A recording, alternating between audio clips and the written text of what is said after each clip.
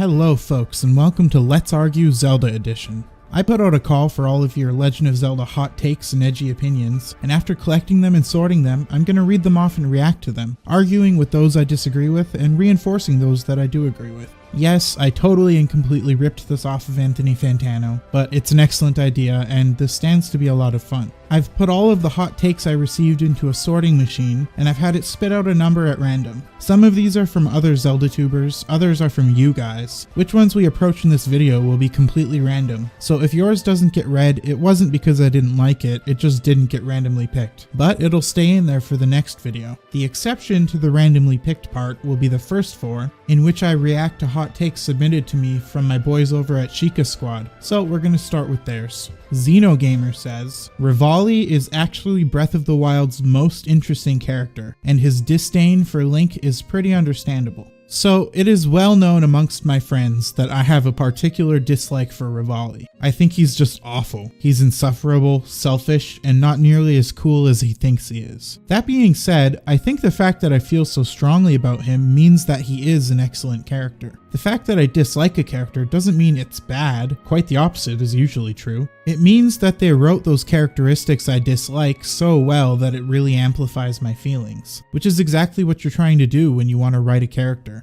A villain who is meant to be villainous is successful if you really hate him, and an arrogant asshole is successful if you think that he's an arrogant asshole. So yeah, I totally do agree that Rivali is an interesting character as much as I hate him. The most interesting though, and out of all of Breath of the Wild, no, not even close. He's just the Vegeta to Link's Goku. The stubborn rival archetype is hardly original. He's just Zelda Gary Oak. I think that Urbosa is more interesting. Despite her relatively few scenes, she has quite a layered personality. From her motherly affections towards Zelda to the fierceness she shows her enemies, and the understanding sympathy she shows to Link. Not to mention the annoyance she shows towards Rivali. Well, my one comfort is that your reputation will be completely ruined once you fail. The Fallen Knight. Rivali, how long do you expect us to put up with your prattle, huh? Rivali is a bit of a one-trick pony in terms of his personality, whereas I find Urbosa to be multifaceted. And as for whether his disdain for Link is justified or not, I'm actually conflicted on this one. I agree with you if we aren't considering Age of Calamity. Reading Rivali's diary actually did make me warm up to him quite a bit. The way he did originally approach Link, not necessarily friendly, but respectfully, only to get completely shut out by Link's silence. I am also somebody who frequently misinterprets people's silence, and I totally understand why Rivali thought that Link was just being a total jerk. So in terms of Breath of the Wild / Diary Rivali, I do agree that he's more or less justified. In Age of Calamity though, he's a complete asshole from the very get-go. He just sees Link and immediately decides he hates him. You can say that he just isn't sure that Link is worthy, but at the end of the day, all other 3 champions were willing to put their faith in him. If he doesn't respect Link off the bat, he should be willing to respect the opinions of Urbosa, a leader of an entire race of people, and an equally accomplished warrior as Rivali. She gave Link her blessing, and it still wasn't good enough for Rivali. That seems pretty unreasonable to me. Alright, next take. Edible Incredible says, Navi is the greatest Zelda companion ever. Court adjourned. I almost want to continue saying Navi because there's something hilarious about watching assumably full-grown people melt down in the comments section over my pronunciation of a fictional word. But alas, I will pronounce it Navi. Is Navi great? Yes, absolutely. Is she the best companion? No, I don't think so. I don't think it's even close. Look, Navi does get way too much hate. I understand her constant alert is annoying, but honestly, every time I replay Ocarina of Time, it always surprises me how overblown it is and how rare her alerts actually are compared to what pop culture has you think. There are some areas where she definitely does seem to badger you more than others, but for the most part it really isn't that big of a deal. And Navi as a character is fantastic. She serves Link through the entire adventure, she has a personality of her own, and she serves as a really excellent metaphor for Link growing up. I absolutely adore Navi. but I can think of a few companions better than her. Tattle and Tail are basically Navi, but with more personality. I don't love Midna nearly as much as most people do, but she still is a fully fleshed out character with a much more in-depth arc than Navi has, as well as more impact on the actual gameplay. I know Fi is a controversial companion, but I love her. But the best companion in all of Legend of Zelda is Zelda in Spirit Tracks. She's useful, she doesn't annoy you, and more importantly, she's absolutely hilarious. Seriously, if you've never played Spirit Tracks before, I highly recommend looking up a cutscene compilation at the very least, so you can see how fantastic the Spirit Tracks rendition of Princess Zelda is.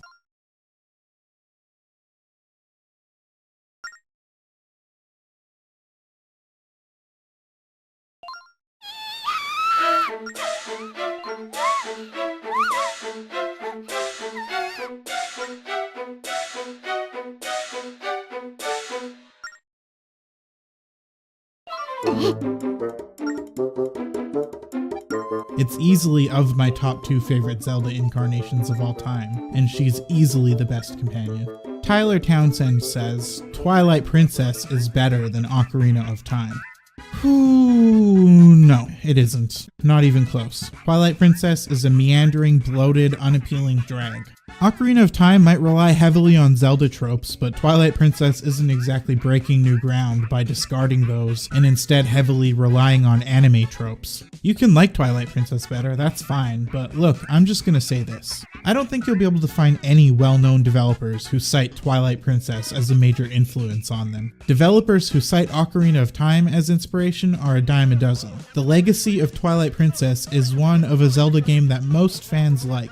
The legacy of Ocarina of Time is the creation of entire genres of video games, and the introductions of mechanics that are now industry standard. This is a topic I have a lot to say on, and I'm trying my best to keep this brief. Tyler knew what he was doing when he said this. If you do want to hear what I have to say about Twilight Princess in a long-form format, I would steer you to the 20-minute debate I did with Tyler about Ocarina of Time that somehow turned into a Twilight Princess debate. Or the half-hour-long debate I did with Triforce Trends, where we literally just argue about Twilight Princess and Wind Waker. I gotta cut this off here, soon the entire video will just be me ranting about Twilight Princess.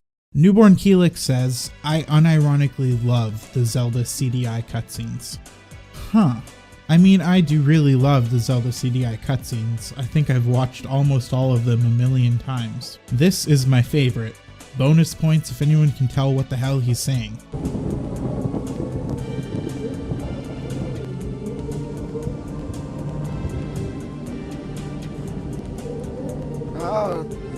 The scroll of Shavak, bearer of sad news these many years ago.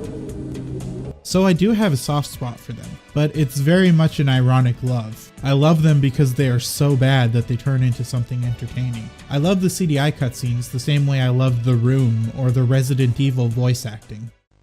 Is this? That's right. This is the ultimate life form. Tyrant! Chris? Stop it! Chris? Chris? Stop it! But I don't think I can say that I genuinely like them on their merits alone. Like, I don't think I unironically like them. What exactly is it that you unironically like about them? Do you think the art is good? Do you think the voice acting is good? I'm perplexed and I'd like to hear. And there are 4 hot takes from my wonderful Sheikah Squad mates. All of their wonderful channels will be in the description, as well as a link to a playlist of all the Sheikah Squad videos we've done together, and a link to the Sheikah Squad Twitter. Now, let's get to your guys' hot takes. Hot take. You should have been able to repair the temples and other monumental places similar to Terrytown. It would have given a better look into the history of Breath of the Wild. So I think I disagree with this.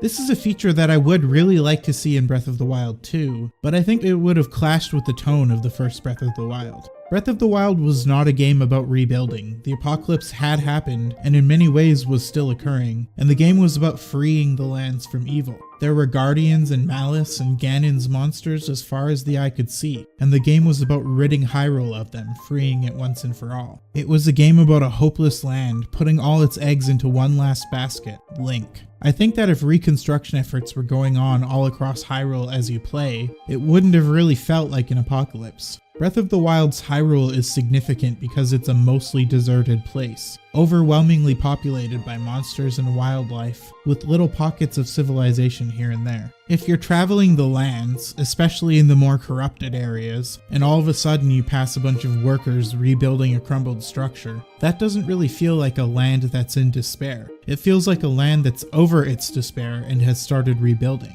And that is absolutely not the tone that I wanted out of Breath of the Wild. Terrytown is an exception because it's such an isolated instance, and it really is a pocket within a pocket of civilization. I think calling it a town is probably an exaggeration. I think it would also be really weird to have a bunch of construction efforts going on, considering the majority of the ruins that were worth repairing are in areas that are heavily patrolled by Guardians and other enemies. That being said, I would absolutely love to see rebuilding Hyrule be a major focus of Breath of the Wild 2. It would be a great way to get more mileage out of the overworld map and give the game a theme of reconstruction and healing as opposed to the desolate despair that Breath of the Wild conveyed. Next take. 2D Zelda games have better dungeons than 3D Zelda games. Ooh, that's an interesting one.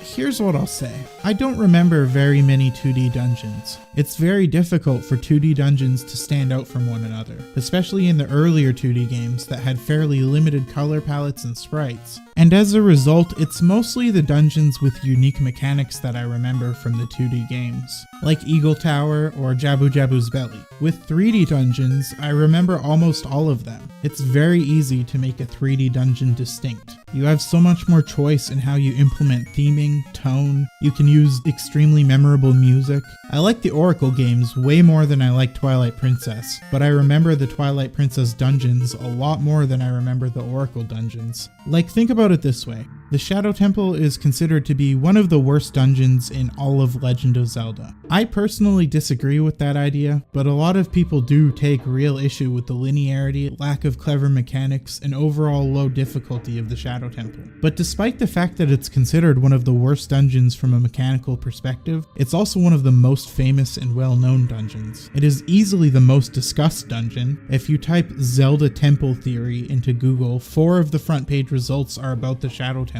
And that's because of how well the Shadow Temple utilizes atmosphere and environmental storytelling. So I do think that 3D temples are more memorable than 2D temples. That being said, there are almost no 3D temples that give me any sort of challenge outside of the Water Temple, and even that's becoming pretty familiar territory after the sheer amount of times I've beaten Ocarina of Time. The combat, the puzzle solving, the exploration, it's all pretty straightforward in a 3D Zelda dungeon. In 2D Zelda dungeons, though, this is not the case. Some of the 2D dungeons are absolutely devilish in nearly every regard.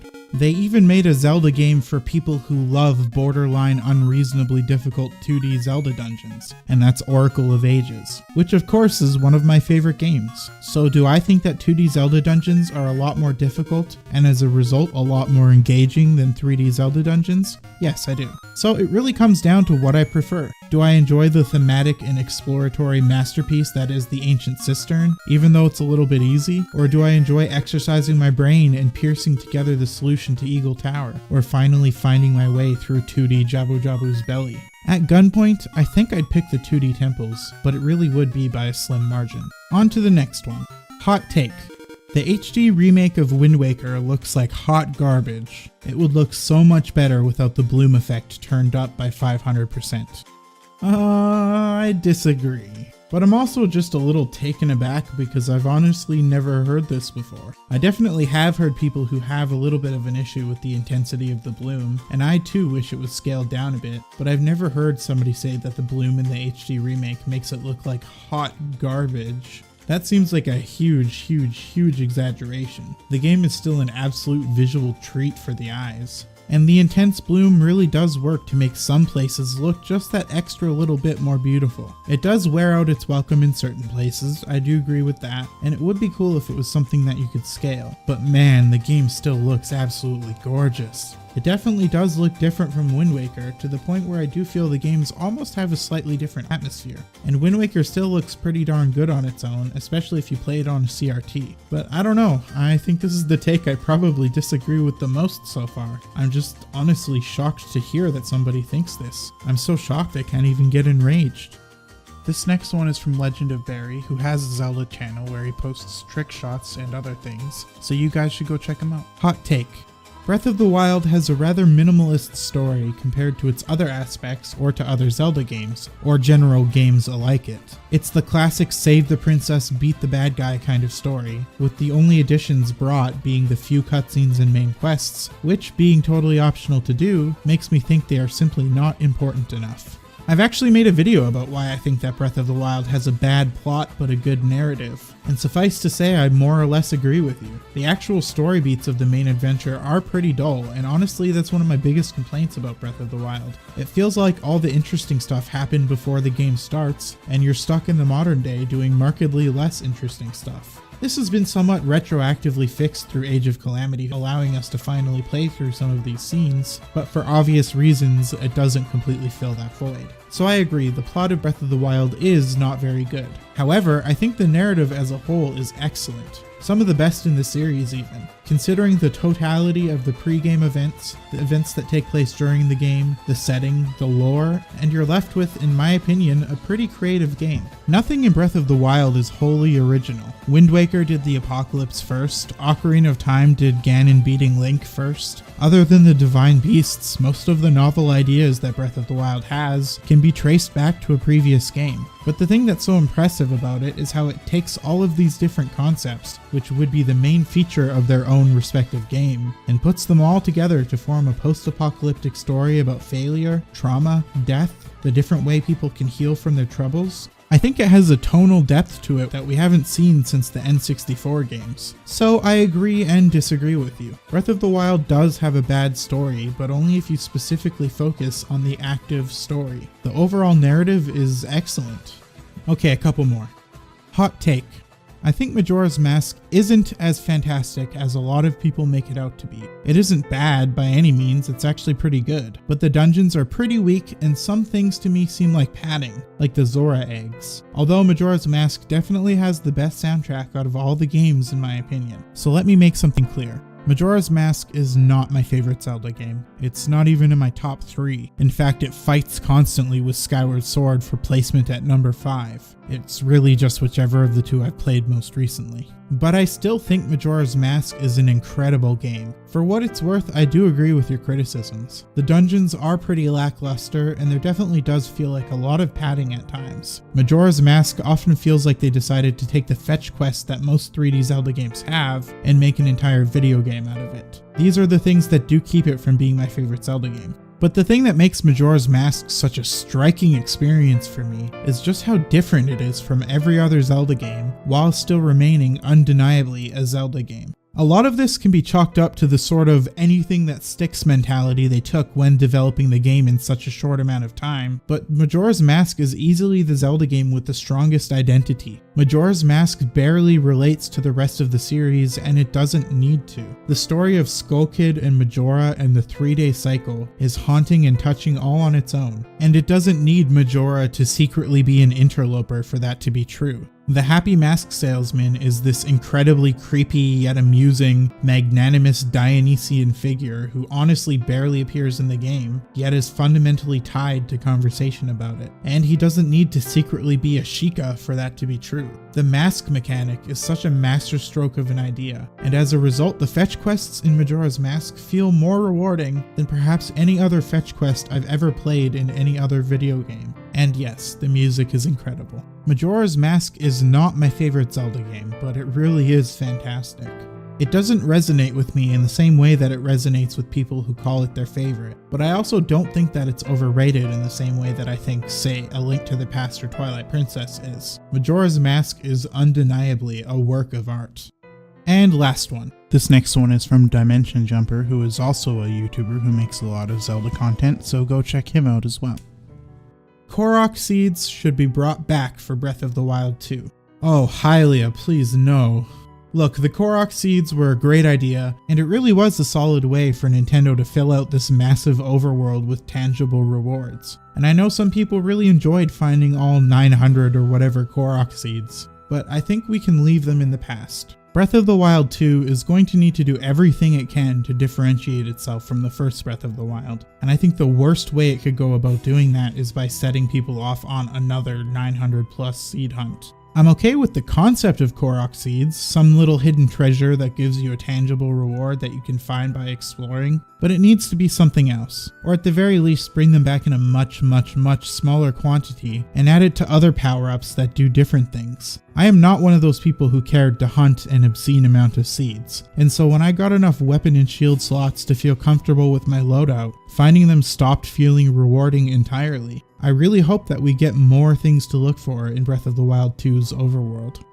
And that's that. Thanks for watching this first episode of Let's Argue Zelda Edition. It was a blast. And I have like 30 hot takes that I haven't got to yet, so there certainly will be more episodes because I'd like to get to everybody who contributed. So if yours wasn't gotten to, just hold tight. If you'd like to contribute a hot take, you can do so at any time by joining my Discord and posting your hot take in the appropriate channel. I won't be looking at hot takes left in this comment section. As I get to the end of the current batch, I'll put out another tweet and community post asking for more. So if you don't want to join the Discord, either follow my Twitter or ring the bell so you can be alerted of that post and get your hot take in. Thanks so much for watching, and be sure to let me know what you thought of this format. It's new and experimental. I feel like maybe I didn't rage as much as both I and other people were hoping for, but I just agreed with a lot of the ones I drew. Maybe next time we'll have more anger-inducing ones. As always, friends, stay safe out there. You never know when some passionate Zelda fan is gonna ambush you in the streets and force you to debate them. So bring a friend, because it's dangerous to go alone.